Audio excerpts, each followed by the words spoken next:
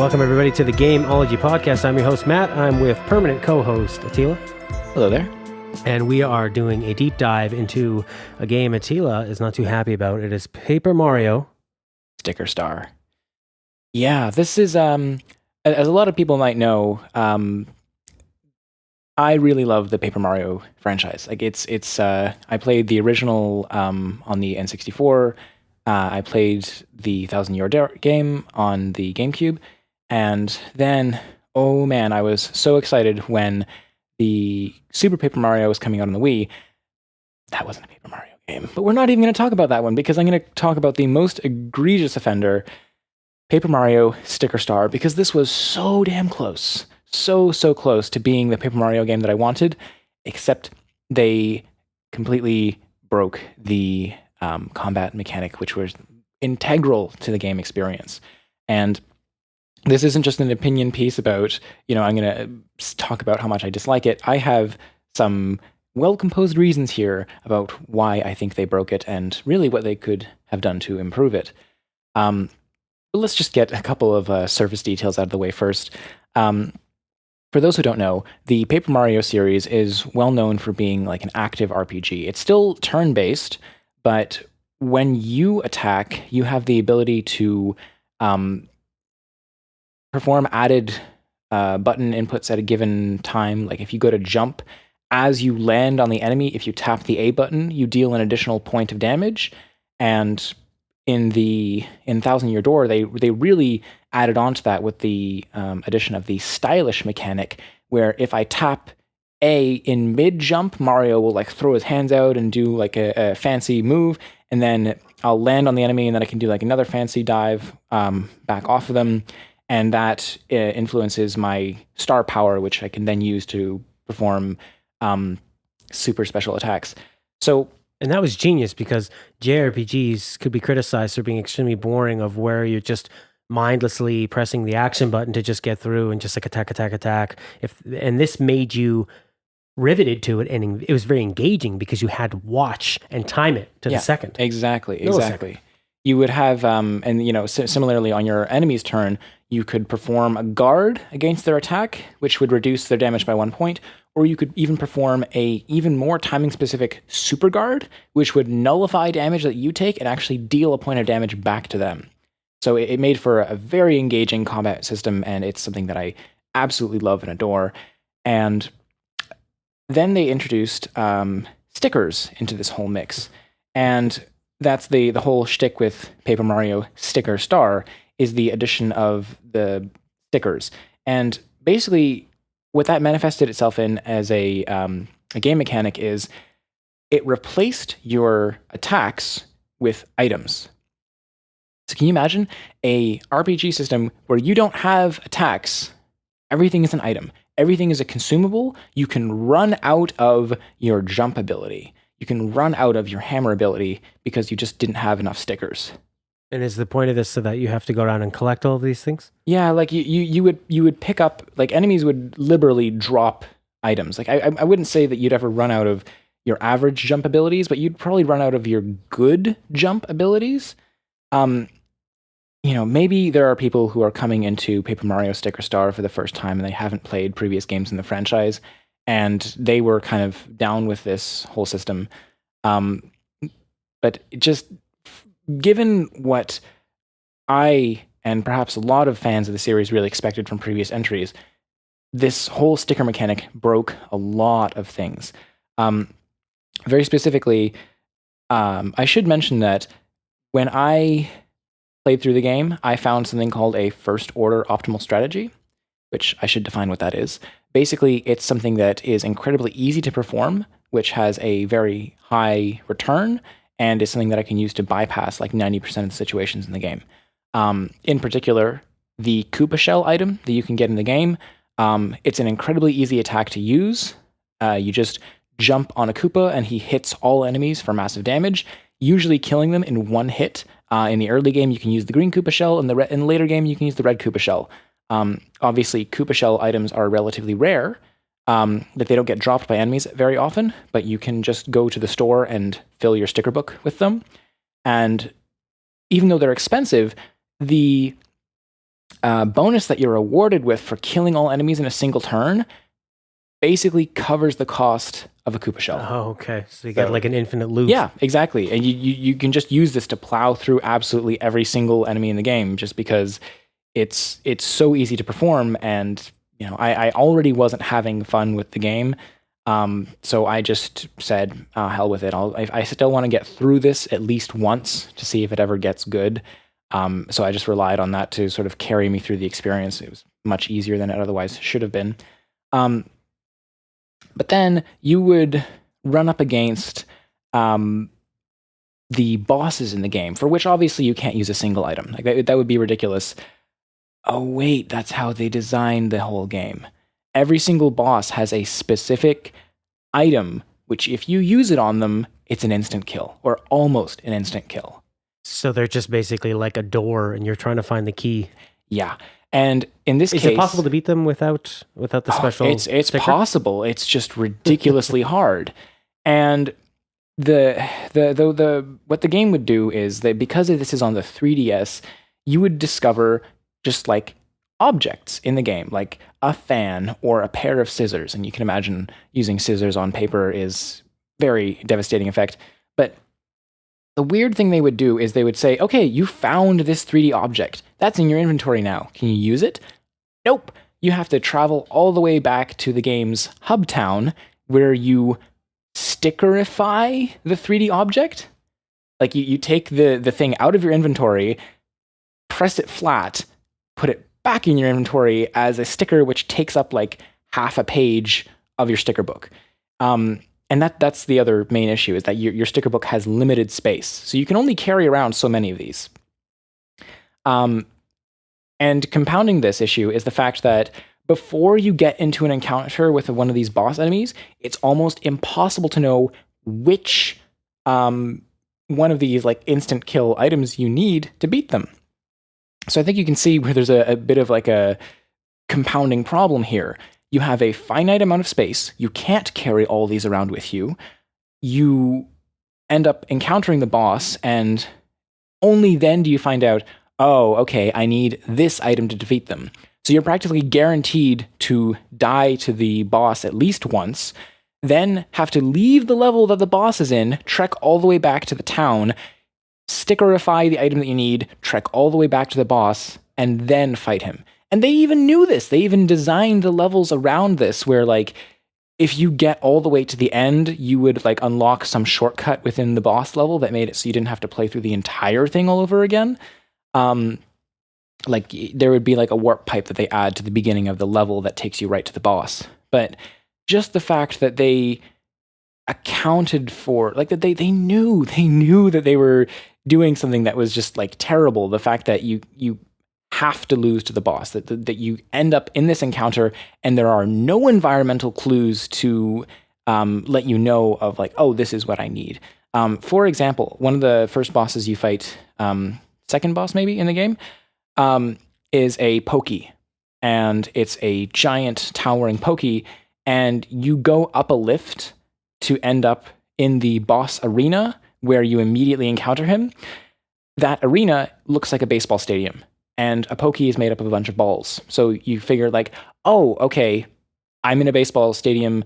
Pokey looks like a bunch of balls. I guess I need the baseball item. Give up, die, go back to Toad Town, stickerify the baseball bat, warp back to Pokey, fight him. But just the fact that you basically expect the player to fail at least once per boss encounter, unless they, use a whole bunch of stickers to and perform exceptionally well against the boss. Which, by the way, those instant kill items that you use against the boss, they have no action commands associated with them. Like it goes back to like the tired RPG trope of just like use item or use attack, stand back, watch it happen. There's no execution challenge based on the use of these like instant kill items. So it's just a matter of like, knowing that's what you have to use against them. And there are plenty of cases where it's not obvious that a specific item will have a specific effect in the game. One of the battles you get into very late in the game, there are enemies coming out of shutters in the background, and you're supposed to know that you have to use the stapler sticker to staple those shutters shut. And it's I don't know, it's remarkably unintuitive in a lot of ways. It makes me think of if Paper Mario and say the Thousand Year Door was the ultra refinement of JRPGs, and they whittled off all of the worst parts of RPGs and kept only the best. It's like where all those worst parts went ended up in Sticker Star. Yeah, pretty much. Like if even they made it so that different instant kill items were effective against at least more than one boss, then you'd at least have a reason for carrying them around. I mean, a pair of scissors will do you well against any boss in the game. That's just a given. But, you have a very finite number of scissors that you can find in the game. I think they might recur on a specific level, so you can always go back and get another pair of scissors. But added to that, they have like a museum feature in the game for which you need to contribute one of every single sticker, which means you basically need to find all these 3D objects at least twice if you're a completionist, which I was. So often I would get some awesome, powerful sticker that I was supposed to use in combat, and then it's like, oh, well, I'm going to have a miserable time now because I want to save it for this museum. So again, I feel like there would have been a better way of handling that experience. So on to the sort of what I promised at the front of like the ways I thought about fixing this. I mean, I really do see this as a fundamentally broken system. Like, it's interesting to make all your attacks items in an RPG, but the core issue of doing this is that you can run out of certain attack types that you really need to defeat certain enemies, and you don't know which items you need to tackle them ahead of time. So like if you just simply made it so that there was no limit on inventory space, you could paperize every single 3D object automatically. I mean, hell, if they just took out the damn fetch quest of like, you have to go back to Toad Town to turn the 3D object into an attack that you can use, that would completely solve this problem. Well, the main problem of like forcing you to die to the boss at least once, forcing you to leave and come back. Because if you just see, oh, I'm in a baseball stadium, I guess I should use the baseball bat. And you have the baseball bat, so you can just use it right away. I don't know. It at least cuts out the back and forth and the frustrating bit of having to die to the boss.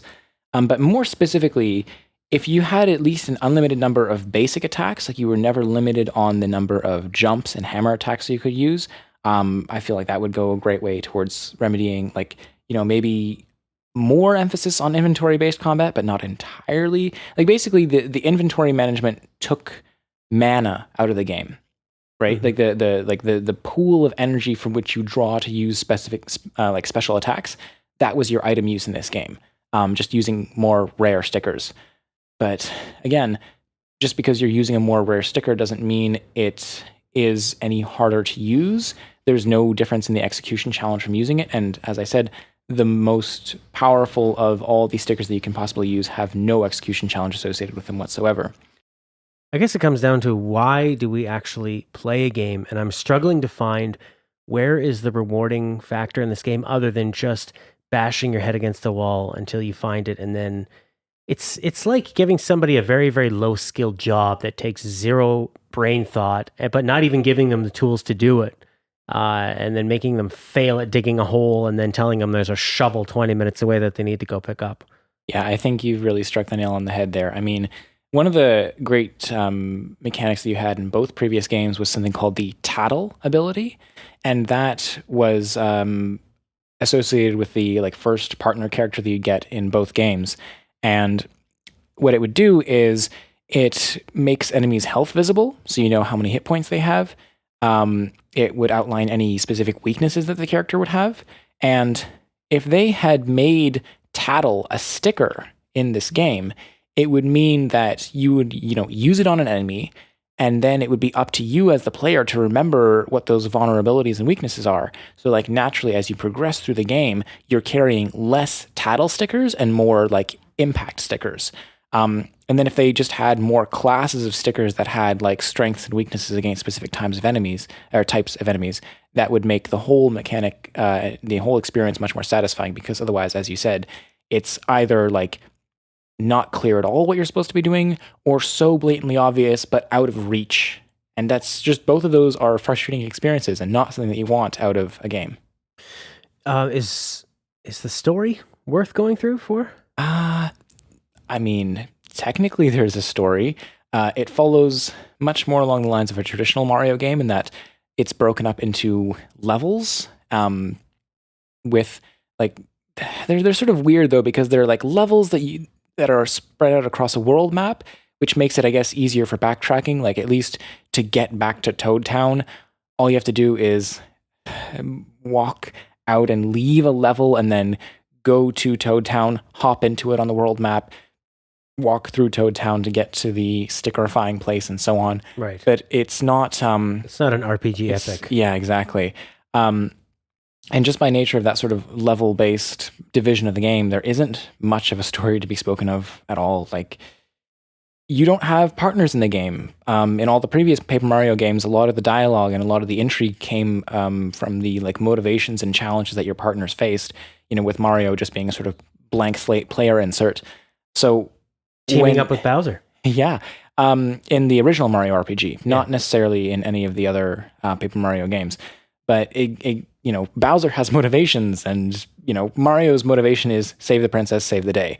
But it's the other characters that you would team up with that created the more interesting parts of the story, and that doesn't happen in this game. So it fails even on that front. So I guess as game designers, to take away from this, you want to have, it's very simple and very obvious, is that people need to feel a challenge that is fair, and they want to feel, to achieve that rewarding feeling, you need to have the ability to solve a problem on the first try if you've been paying enough attention. And like, how cool would it have been, like you said, once you realize that it's a baseball stadium, if you can like look into your sticker star book. But even on the way, if people gave out little clues or like maybe little phrases, maybe they were like peanuts and Cracker Jacks or something. But since it's a Japanese game, they're probably not going to use quotes from an English game about baseball. But you know what I mean? Just seeing more wood or something, or like anything at all. Telegraphing information to the player. That's it. That's how you summarize what I'm meandering about. So I guess that's really what you come away with, is that it has, without it, there is 0 point really to play this game, other than it's not even just tedious fun, because there's the amount of backtracking in this game just sounds absolutely insane. Visual design 10 out of 10. It was a beautiful like papercraft world. It's about the only positive thing I have to say about this game. Yeah, when you want to be visually blown away, just grab a 3DS. How's the 3D effects on it? I turn them off. I think that's what most people say, right? They turn off the effects. Because, you know, they're, in theory, they should be helping you with the 3D platforming that you're trying to do. They should. They don't seem to. You know, I think that people can get by just fine by like having a shadow placed underneath their character and have that as a direct representation of where they are in a 3D space. Yeah, it's the same thing with 3D films. I rarely ever feel like it adds something, and I've never watched 2D films in the past and thought like, I can't tell who's in front of who. Mm-hmm. It's very obvious. I mean, there are like Avatar, of course, where the technology was built for it, and some films where it can feel a little more immersive. But I'm surprised. I don't have a 3DS, but I thought if I had one, I'd have it on all the time. Do you turn it off because of battery power? Yeah, mostly. Like I was actually determined to leave 3D on, and when I was playing my 3DS games for the longest time, and I mentioned this, and one of my friends of friends just looked at me and was like, "You're gonna go blind." That's not true. Like, you know, they say that it's like harmful for children under the age of 6, but I don't. It's not because I fear any adverse health effects of turning the 3D off, but it simply. It honestly just wasn't adding anything to the experience. And very frequently you have to hold it at such a specific angle to get it to actually work properly. I know that that's something they fixed on the latest model of like the new 3DS, that they actually like use advanced facial tracking to sort of compensate and make the 3D work much better. But for the 3DS model XL that I have, it wasn't quite there. So as much as I would use it whenever possible, especially it's a handheld system, you're trying to play this thing on the go, you're getting like bumped and jostled on the train or whatever, and you lose the 3D effect so quickly, and it quickly becomes a negative experience. So that's why I would end up turning it off. Well, there you go. Turn off the 3D and don't turn on Super Paper Mario Sticker Star. Close enough. All right. Well, you can email comments or rants or questions to gamethinktalk@gmail.com. You can find me on Twitter at GameThinkTalk. And you, Attila? You can find me on my website at bluishgreenproductions.com, where I will be posting my extended thoughts on the topics that we discuss on the show. And that's also where you'll find a convenient little submit button where you can post your comments and questions to the show, some of which we might even answer. And if you want to follow me on Twitter, you can follow me at bluishgreenpro. Thanks for listening.